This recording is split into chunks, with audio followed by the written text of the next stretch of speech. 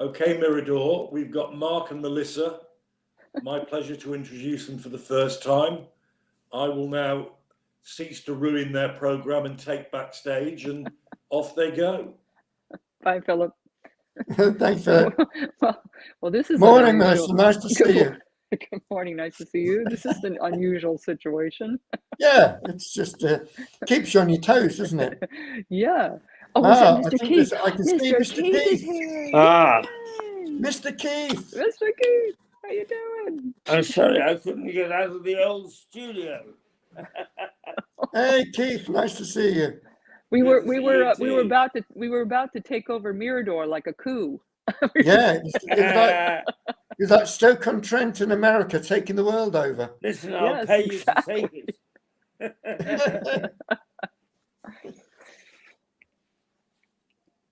You had some IT issues, have you, Keith? Sorry? You've had some IT issues. Yes, well, I will be the baby, and that you two, is Philip with us? He's gone off. I think he's gone off to make a cup of tea. Ah. Well, no, he's back again. No, Oh, I am yes, here, yeah. Keith. He's just Oh, backstage. We I just think had Mark a very is- good discussion program, and it took us way over. And because of all the technical problems we've had this week, I haven't been able to sort of get in touch with you and say, let's do this. So I'm delighted. This is an ad hoc little chat, so we can talk about anything that we want. well, I've got a just a few minutes that I can spare because I need to get to work and run over to the train and head out. Oh, And, heavens. yeah, head out and I don't know what do I do for a living? I don't know what I do for a living I don't anymore. know. Well, What do you do for a living, Melissa, Melissa? you leave the studio when you need to. Okay, very It'll good. be sad to see you go, but we'll be doing this again. Keith, these guys are completely discombobulated by the anarchy of this morning. Oh, my clock's I'm about to gonna go chime. I on do record. apologise. It's entirely down to Stuart. Yes, we're- oh yeah. Where's It's Stuart almost- today? Is Stuart still here or no? No, don't Is he around? invite him back, please. No. Don't let him near the place. No, he's Seriously. Okay. It's like something out of Harry Potter. It's just...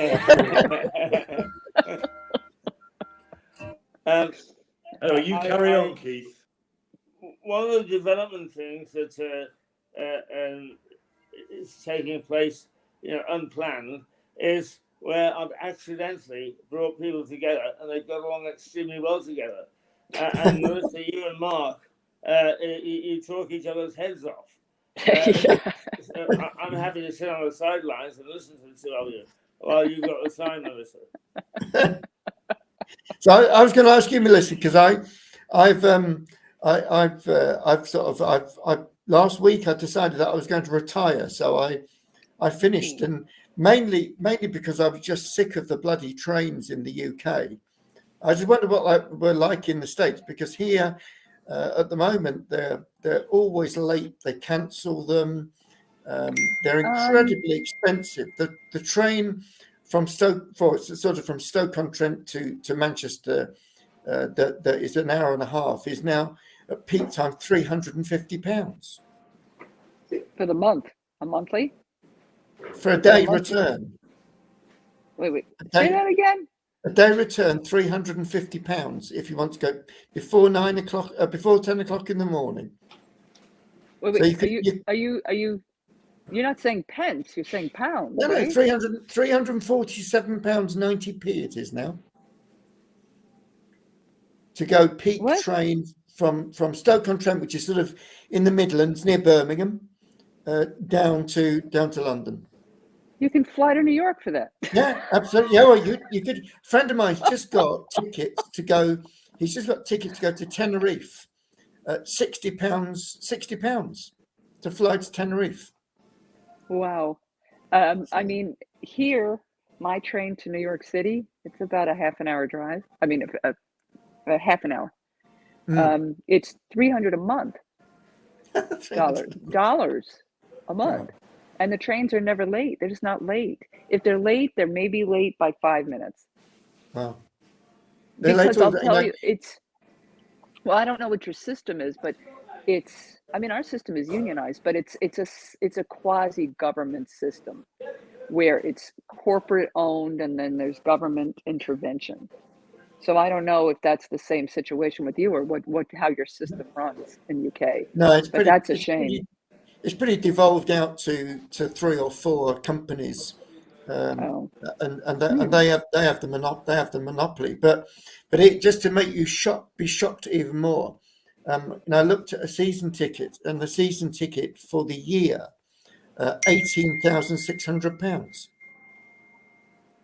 So here in Stoke, that's someone's salary for a year. does the system, do these companies want to go bankrupt? Because they're going to. Well, it's interesting because people do pay it because they cut the number of trains, but they're often really full. And I don't even know, Melissa, how much it is first class. This is just standard class. This isn't first class. This is just ordinary class. Maybe it's I'm just trying to think because we have 2 systems. We've got one that is more of a commuter everyday system, and then we have something called Amtrak, which is more of an excursion type of a system that is government run. But I don't, because I go to Maryland, which is maybe 3 or 4 hours, and I don't remember it being that expensive. It's really not. Amazing. It says $450. And how far is it? Well, How Mark, far? I mean, how many miles are you traveling that it's that expensive? What I said, I was hoping Keith would do it without interrupting you. What Mark pays from Stoke to Manchester in US dollars is $444 for one journey. Well, let me explain something to you. Let me ask something. How far is this place? It's nowhere. It's Stoke between to Manchester is about 2 stops. Yeah, I'm from Manchester. I know Stoke as well. Yeah, it's nothing. It's nothing. That's 1 hour. 1 hour. It's about 1 hour 20 minutes. By American standards, it's a stroll in the park. So it should cost about $30. The thing that finished me off round trip. The thing that finished me off most of all, Melissa, last week, which made me stop doing this, was the train was so full that I actually had to sit in the toilet because there were no seats. How about that? How about that for service? Sit in the toilet for an hour and 10 minutes. Well, see, here's the thing. So when I go from Guildford to Lewis, it doesn't cost that much. No, I think local trains are a bit more are cheaper, but cross country trains that are going across the country, the country's tiny, as you know, Melissa. That's what I'm saying. That's what I'm saying. That doesn't. They're going to call it cross country, really? Yeah. From you it's cross city, isn't it? Really, Yeah. Like, so how long is that trip one way? 1 hour 20 minutes. So that would be like, I'm trying to think. That would be probably like I'm just trying to think of the distance, like Poughkeepsie to New York City, and maybe that might be $50 round trip. Maybe. Yeah, $50. Yeah, that's dollars too. Somewhat, maybe 42 pounds, something like that. That's you got a crazy. It was sort of I was thinking about retiring, but actually last week I thought I'm just not doing this anymore. Life's too short. Sat in the toilet. Get down to London. No, that is a shocking thing. Push your way on the tube. It's packed on the tube. Yeah, why bother? Why bother? If you can retire. Yeah, just why? I mean, the day that I'm gonna, and I'll be retiring soon, but that day I'm be so. It's amazing. So happy. I feel great. It's like you think, I've got, like you, Melissa, I've got loads of things that I can do, fill my time, and different things I've been invited to do. But you can actually do what you want to do rather than what you have to do.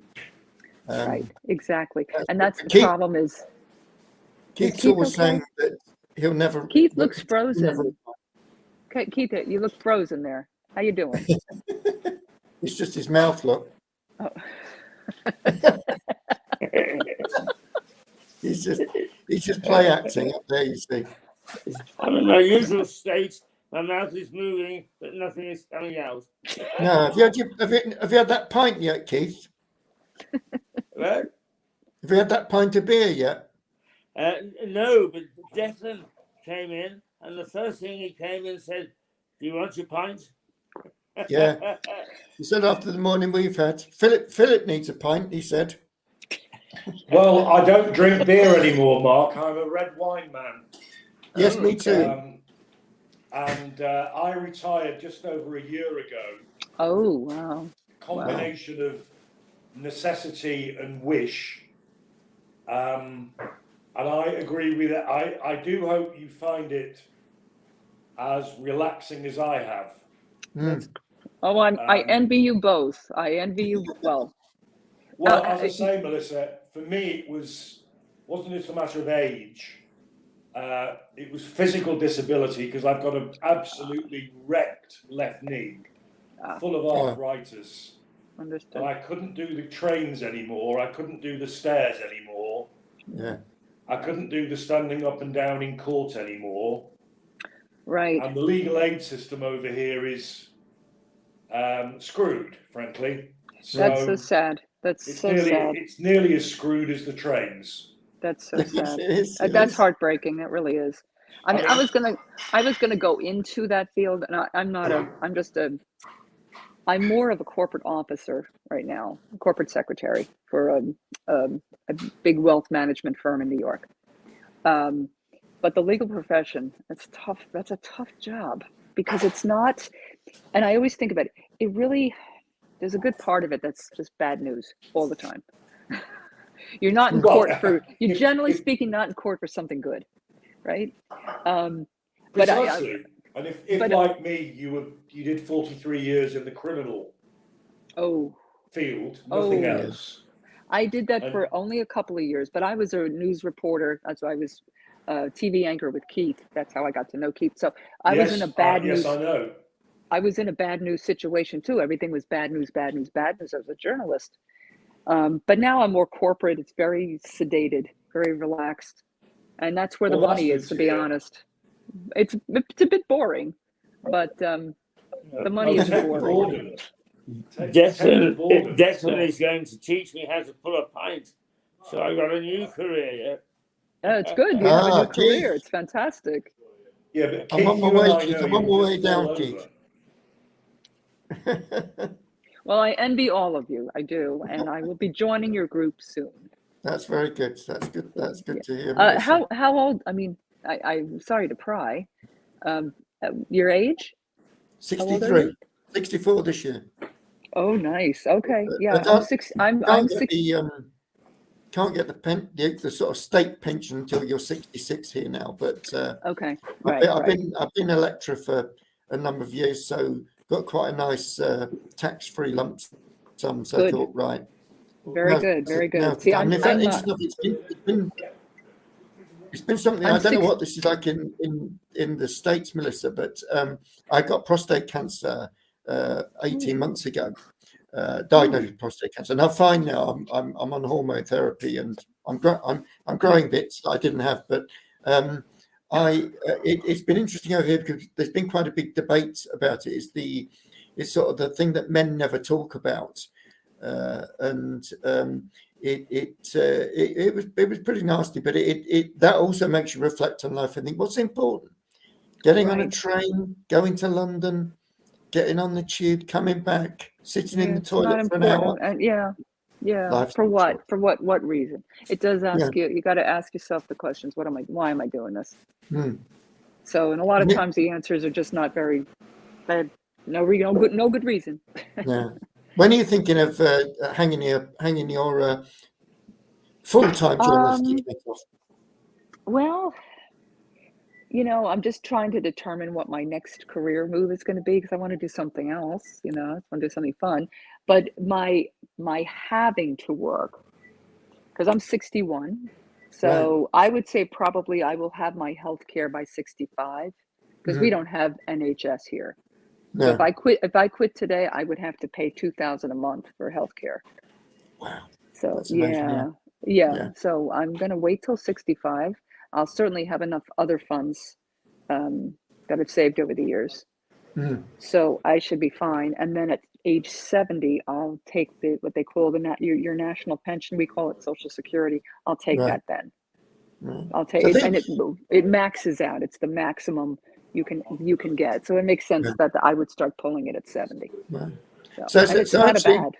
after moaning about the railway, I have to say that there are some real benefits. That the as much as we moan about the NHS, etc., but it is free at the point of service, and so you Right. don't need to worry about. You know, I had to access the hospital in an emergency, and the staff were just amazing, and I was in for a few days, and the service was amazing, and you do get a state pension. It's not.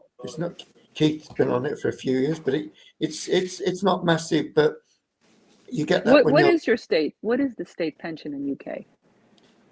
So I think it works out to about £1,000 a month. I think. How do you live on that? Yeah, exactly. Yeah.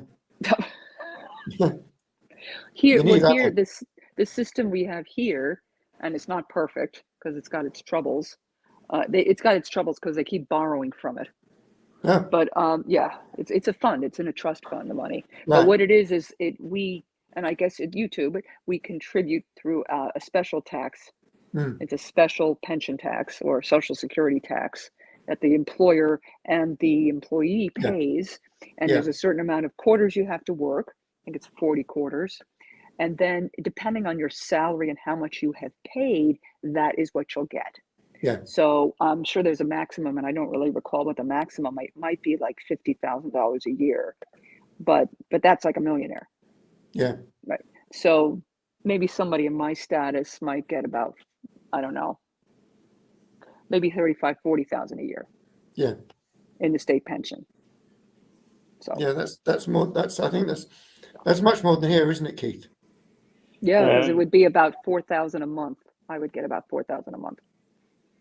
But it's dependent on how much. On a state pension here, unless you go either private pensions or part-time work. Yeah, and then there's also here we don't have corporate pensions really anymore. Maybe a couple of firms might have corporate pensions. We have municipal pensions, but we don't have. So my corporation does not have a pension. What we have is a savings plan. You save it. You save the money yourself. And then what they do is they'll come in and they'll match it dollar for dollar, depending on how much you put in. Yeah. So if for example, if I put in $30,000 a year, they're going to match it with about $28,000. Mm. So I'll be saving $58,000 a year, and then that goes into investments, and that's what you do. And so, I guess if you've saved for 20, 30 years, you should be fine. But that's how the system is here. It's what they call a 401k, which is a part of our tax code.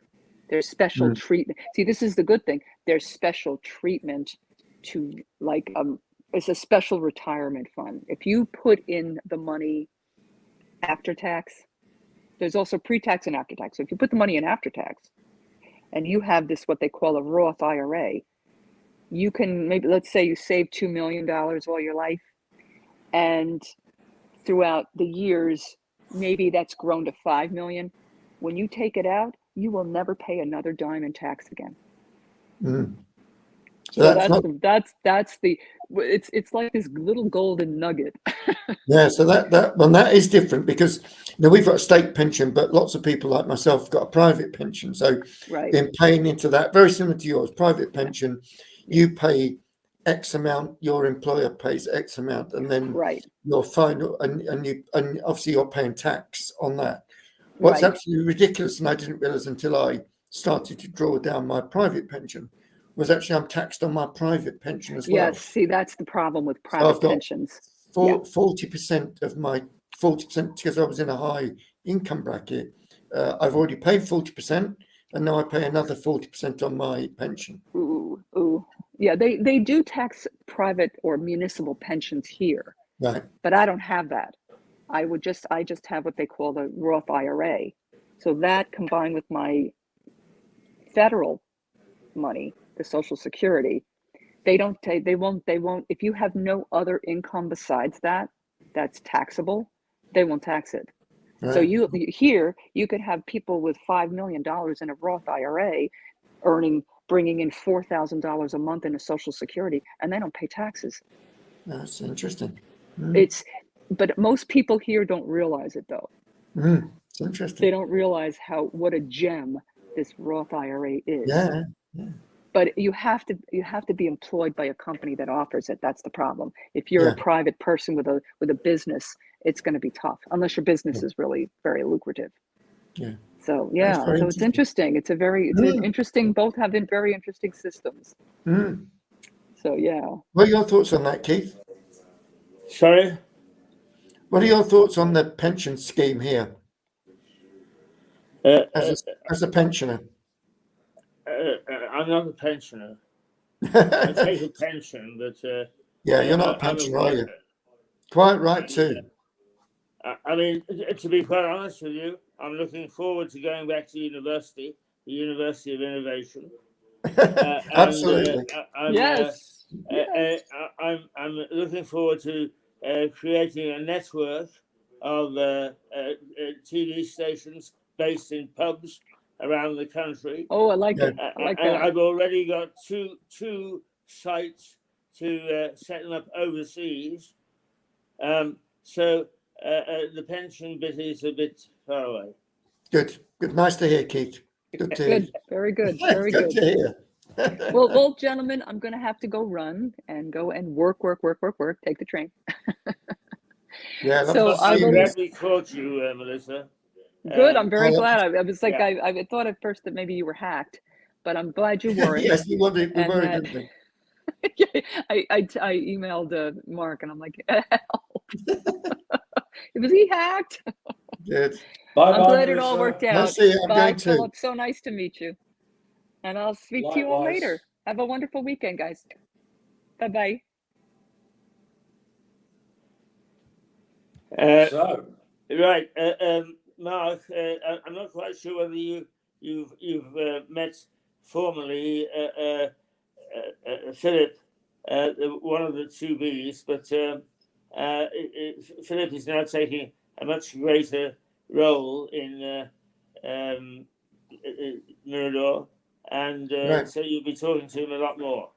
That's excellent. No, it's good. It's good to get a bit of a bigger team, and I think following on from our discussion, Keith, I think that our good friend Paul Cheeseman is interested in joining us, so that will be a good, that's great. organisational guy. And did you say one of your chaps involved in the university is prepared to do a little spot from time to time? Yes, absolutely. Yes, Will do a spot where one of the things I'm doing, Philip, at the moment is I'm working with two young guys to set up a new university. wow. There haven't been many, as you know. Warwick was probably the most recent one back in the sort of 70s. There've been a couple of new universities. Dyson have got a university over here, but we're setting something up called the School of Innovation. It's not going to be a typical university with big lecture theatres and that sort of thing. It's going to be much more work-based, and we'll have employers and good people like yourself coming in, talking to small groups of students. Then they'll work on live projects, and it'll be very much based on that sort of activity. It's exactly what the country needs. Yeah. Exactly what the country needs. There's too much academia. Yeah, I agree. Very little practicality. Everybody goes for the arts. We're crying out for technicians and, scientific. Yeah. Physics, chemistry, you name it. No, it sounds great. Well done. Yeah, so we're going to. In fact, you said Manchester. We're going to set up a sort of hub in Manchester, and then we're going to have a sort of a hub, and then spokes in different parts of the country that really don't have higher education. So, Do you have an idea of where in Manchester, Mark? No, we haven't. We haven't yet. We're going through the process at the moment of the Office for Students and all that sort of thing. But we are looking at a premises that's right in the centre. Yes. Of the city, just off. It is a densely populated city. You know Very that much as well so. as me. Yeah, But it's densely populated in terms of office space. yeah, And of course, there are, to my knowledge, at least 4 major educational establishments, including the university itself, yeah, absolutely. in Manchester centrally. Yeah, well, I hadn't been. I hadn't. I went did my PhD and my degree at what was Manchester Poly, and I lived up in Manchester for about 15 years, and I hadn't been up for a couple of years. And I went up, and that Oxford Road strip Yes. now is unbelievable, isn't it, Philip? From what was the university and Manchester Road, from all the way transformed. through. Yeah, it's transformed. Comparing it to the Manchester I knew in the 1980s, yeah, we're talking a different planet. yeah, absolutely. A different planet. It's a buzzy, brilliant city. Certainly, Manchester Metropolitan University they've put up some beautiful new buildings, and they're just about to put up an iconic brand new library that's going to be open to the public as well. Right on Oxford Road. Wonderful. So it'll be great.